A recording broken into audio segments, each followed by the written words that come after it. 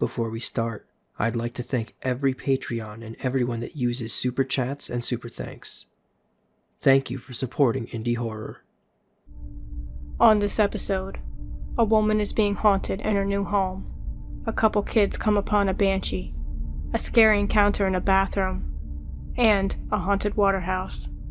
You're watching True Encounters, real stories sent in by people like you. Roses are red. Violets are blue. Should I be wearing a cup if I tried to kiss you? That's no good. Good evening, Super Horror family. Tonight's True Encounter stories all come from Horror Babes. So I was just working on my lines. This first True Encounter is sure to make a splash. It's called The Ghost at the Pool.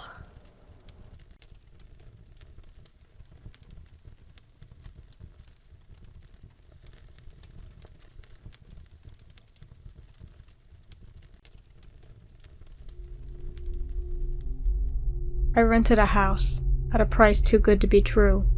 Excellent neighborhood, beautiful high-end amenities, especially the swimming pool. But good deals are sometimes that way for all the wrong reasons. I started seeing a woman in the swimming pool while enjoying a swim one day. At first I thought she was a trespassing neighbor, just wanted to swim in the pool. But when I was about to tell her to get out of the pool, she vanished like a shadow. I figured I had spent too long in the pool, so I got out and toweled off, then went inside. But later, I saw her in the pool again, and not just there. The lady would be on the pool deck, in and about the yard, peering in through the sliding glass door as I watched TV, and even came into the house despite the door being locked. She left wet footprints throughout the house. She never changed from her swimsuit, a pink and blue 1980s one-piece with a tie waist. She even had a hairstyle from that era. She was very beautiful, but was very strange in her behavior. She would ransack my room, mainly rifling through my private things. She would appear at the most unexpected and inappropriate times, often startling me. She would sit on the couch and watch TV, come in and pull the curtains aside as I showered, or climb into bed next to me like a house cat. She would speak to me, but her voice often sounded far away, or had an echo to it as if she were in a shower room.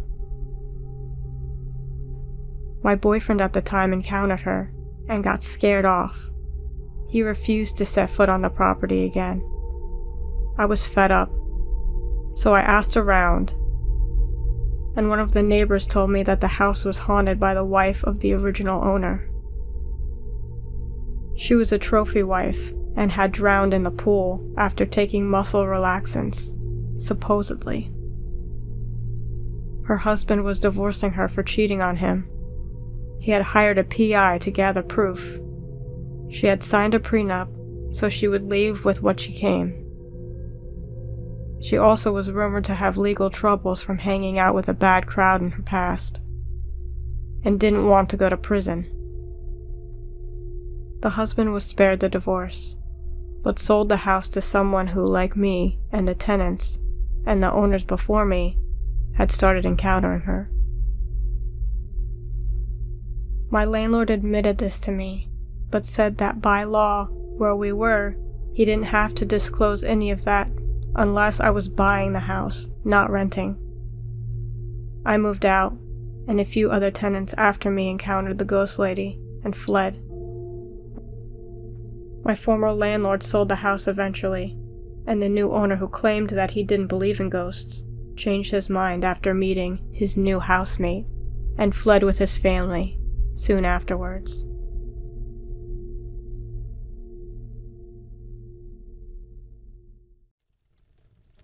Wow! That landlord sounds like a really nice guy. Nice to punch! Our next encounter is about two horror babes. Ooh. Horror babes are pretty much perfect people. They're a balanced combination of the two greatest things in existence: horror and babes. So there being two in this video, well, let's just say if I was there, I'd ask them to.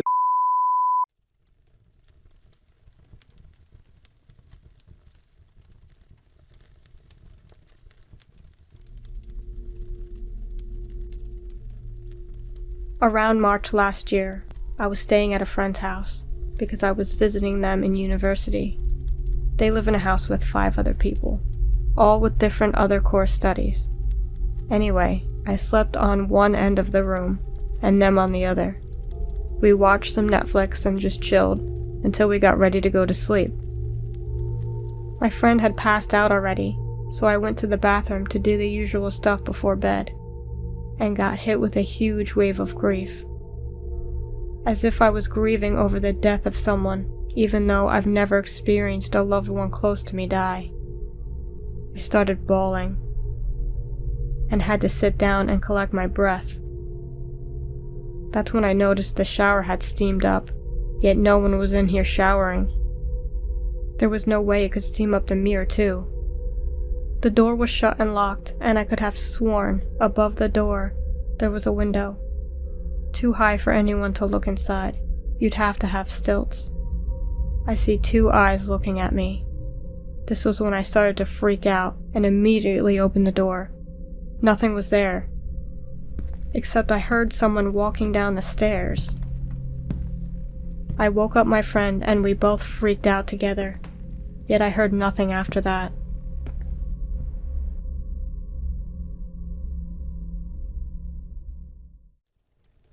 How was that? I soap you liked it. Actually, that was pretty scary. I probably shouldn't have made that dumb joke. You know what? I take it back. I soap you didn't like it. Our last 2 encounters come from a Redditor that replied to one of my posts looking for true scary experiences. They're called the Banshee and the Old Waterhouse.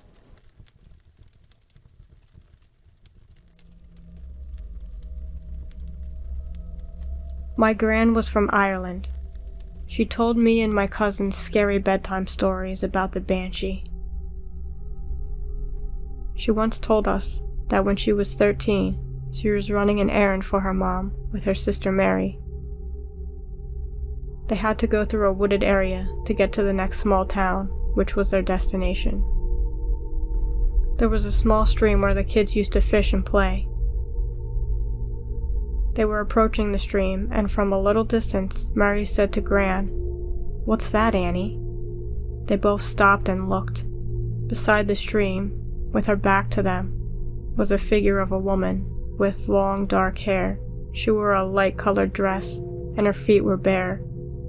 They were silent, so they could hear the soft, gentle weeping. Without waiting another minute, my gran said her and Mary turned and ran the other way as fast as they could.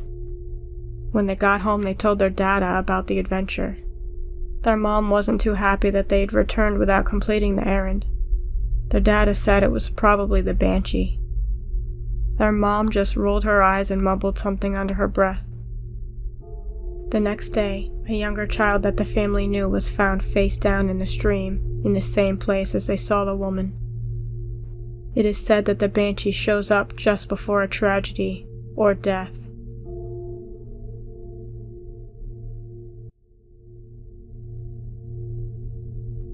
Over the Heath, there was an ancient crumbling waterhouse, where the entire estate's water system was managed.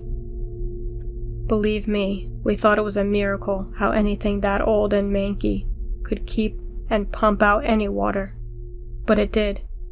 It was made with bricks, with a black slate roof and iron doors.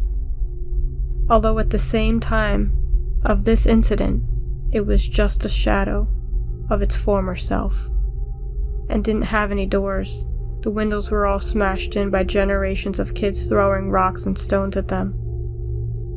It was there where my mama and her siblings played while they were kids, over the heath. They would tell us about it. It spooked them and their mates, as it did us. It was a really hot day one summer, during the school holidays. The older boys were home, and for some reason all the younger cousins, me included, were being little brats. So the boys said that they would take us all blackberry picking to keep us quiet. Mama agreed gratefully. The boys were really responsible and mature at 16, 17, and 18.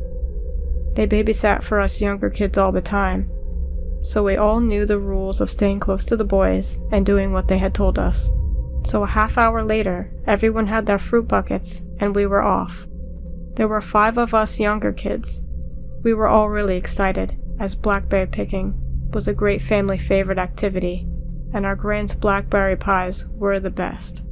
Grand's house led directly into the back of the heath. There was a fence with a gap at the end. One of my older cousins passed me through to the other, then lifted my tiny wheelchair over the fence. The other kids were through in seconds, and we were away again. On our way to our destination, the older boys told us spooky stories, as they always did. Half because they liked scaring us, and half because we all used to beg them to. There was nothing more terrifying than a story from my cousins H or B. They were masters, and so believable. We loved it. We all stopped talking when we came to the water house. Nobody ever dared to speak around or near the water house, not even the older boys. For something so mundane, it always looked, and still does, so eerie. There was a second fence to get through before we reached our beloved blackberry field. But this time, as we squeezed through the gap in the fence, we were all more somber, as we all remembered the old wives' tale or urban legend. The story goes, once in the early 1960s, there was a gang of bank robbers. They were local to the area and were really nasty pieces of work. Their expertise was terrorizing bank customers and staff alike before grabbing and shooting anything that moved. They did several jobs without getting caught, but they really messed up a particular job, and a sweet 19-year-old trainee bank clerk was shot dead, and 5 more people were seriously injured. One of the gang was also shot dead, along with the nastiest member of the gang being seriously wounded in the crossfire.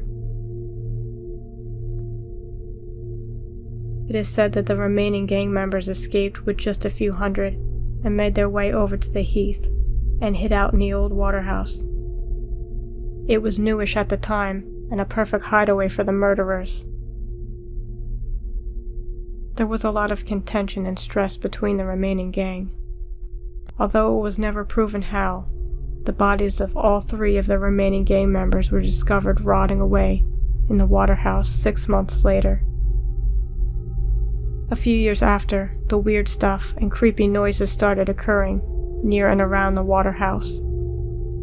Mysterious hairy figures were glimpsed moving stealthily amongst the pipes and wires. A dank, moldy, rotten smell, like aging river weeds, was always smelt around the area of the water house, and menacing murmurs could be heard day and night. In the late 70s, there was a spree of mysterious deaths of homeless people who would shelter over the heath not too far from the water house. There was nothing ever to link the deaths to the water house, but the locals soon started giving the water house and surrounding area a wide berth because of the creepy history and dark reputation, and that left the water house abandoned and in disrepair. That's what we knew of the water house's dark history. That is why we were so weary and anxious to get away from it as quickly as possible. When we were all through the gap in the fence, further away from the water house, before being rounded up by the older boys, they put me in my wheelchair again and we set off to the blackberry field. As soon as we arrived at the field, there were some other local kids that we knew already there, and we spent a nice afternoon picking and eating the juicy sweet blackberries and splashing in the river.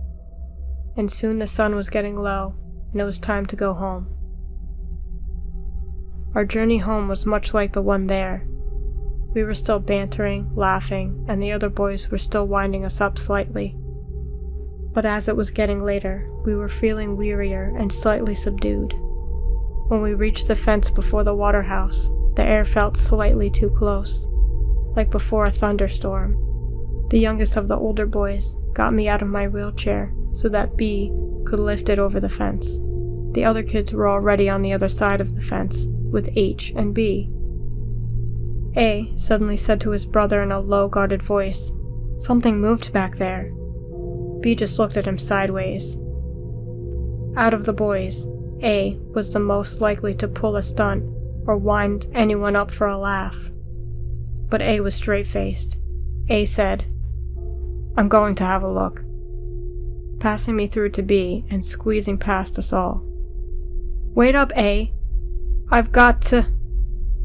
Having put me in my wheelchair, B had moved forward towards his brother, when we all heard A shriek out in horror and disgust, and the two boys moved back quickly, H having already taken me out of my wheelchair again, and told everyone to run, and we did. B picking up my tiny wheelchair, folding it up while running, A grabbing the other two kids' hands and following B and H, running with me on his shoulders, holding my other cousin's hands. We ran and ran. A kept saying, "Don't look back! Don't look back!" I did, but saw nothing. We didn't stop until we got to the fence, which leads back to the road on the estate, where we could actually see civilization again. We were all completely exhausted, especially the older boys. Before we slipped through the fence to the road, B, holding himself up by the railings, asked, "What did you see, A?" Yellow eyes. Hairy face." All us younger kids began to panic and scream, and H had to calm us all down. He said that we were safe and it would be all right, but we all wanted to get as far away from the water house as possible. When we got home, we all looked bedraggled and slightly nervy. Mama and my auntie noticed this and asked the boys what was wrong. H just said that we had just got spooked by an old drunk man in the bushes looking for golf balls to sell, and as that was quite commonplace over the Heath, Mama and Auntie just gave us kids a pep talk and hugged us. We never did tell Mama or Auntie the truth about the yellow eyes and hairy face, or find out what it actually was. But us kids didn't go near the water house for a long time after. I've been through the same thing. Only instead of a water house, it was school. And the scary thing I needed to get away from was homework. Other than those two little things, it was pretty much exactly the same. If you enjoy watching creepy true stories, you need to see the video I did about a possessed girl that made it to the newspapers. Plus 3 more scary stories that made the papers. Click here. If you have scary true stories you'd like to share, email me at superjunkshow@gmail.com. Until next time, take good care of yourself.